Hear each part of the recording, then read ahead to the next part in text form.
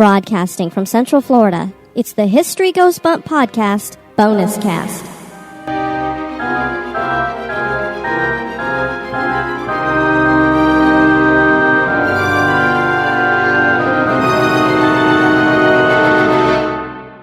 Welcome to this History Goes Bump BonusCast. On this BonusCast, I wanted to share with you an interview that I conducted a few years ago with an author friend of mine by the name of Robert Schneck. He's somebody who likes to investigate the odd, lores, legend, that sort of thing, which is right up our alley here at History Goes Bump. And one of the short stories he wrote was entitled The Bridge to Body Island. This short story features the legend of the Bye-Bye Man. Recently, I heard that TWC Dimension had acquired the rights to an upcoming thriller called The Bye-Bye Man, which is based on this short story that Robert had written. It is now in production and should be out in 2016. So I thought it would be fun to share with you some of the interview that I conducted with Robert about this very unique legend. And for those of you that might be a little susceptible to psychological obsession, that kind of thing, you may not want to listen to this bonus cast. For those of you who do listen, I think you'll probably agree with me that the Bye-Bye Man is very well on his way to becoming as popular as possibly Slender Man. Now, one of the other stories in this book is about this individual called the Bye-Bye Man. Would you care to share that with us? You really wouldn't want to use that name too loosely because he will follow you psychically and take out your tongue and eyes. So that doesn't sound like fun. No.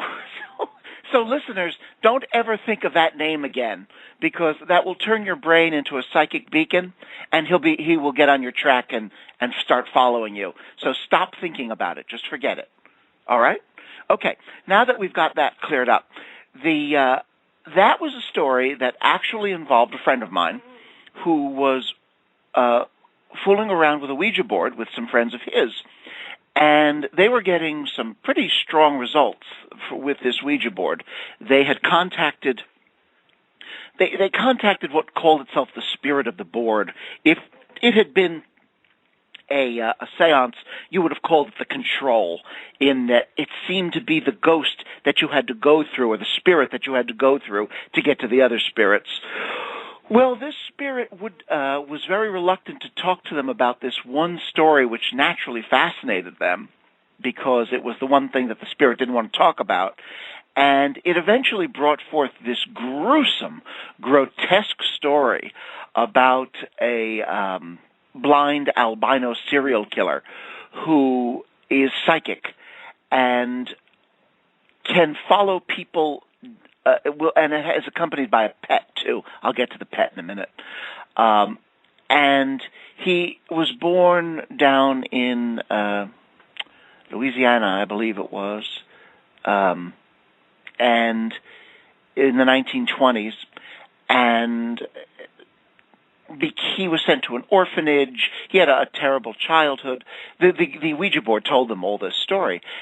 And probably through some kind of voodoo or black magic, he became a creature more than just a normal man, he became a monster, really. And he would ride the rails following the signals from people who were thinking of his name and taking out their tongues and eyes and killing them in horrible ways. And he would take the tongues and eyes and he sewed them together into this little creature that accompanied him, which I won't say the name, because if you think of that name, he can follow you too. But since he's blind, this little tongue and eye creature helps him find the victims by whistling, and that allows him to come in for the kill. Anyway, this story really got one of the people who was involved upset, and she refused to have anything more to do with it, and would have more or less just let the thing go, except that the people involved began having strange experiences. One of them was awakened in the middle of the night by the voice of a friend who he realized couldn't possibly be there, and all he could see were he could see the shadow of feet underneath the door to his room, and he didn't open it because he had a feeling, he didn't know who was out there, but he had a feeling who it might be. And the girl herself, who refused to have anything more to do with it, she eventually heard that whistle, and scared her to the point where she refused to discuss the story at all with me. I tracked her down. It wasn't easy, but I eventually tracked her down. I had to, and she absolutely refuses to discuss it. It's a part of her life that she wants closed, ended, nothing to do with. So I had to rely pretty much on my one friend, and he tells the story every year for Halloween. I had to have him tell it to me without exaggerations, without embellishments, as closely as he could to the way he remembers it happening, and that became the story that is in the book under the title of Bridge to Body Island. That story has received a lot of attention. I have been told a lot of stories in my life. Doing what I do, you can imagine that I hear a lot of stories.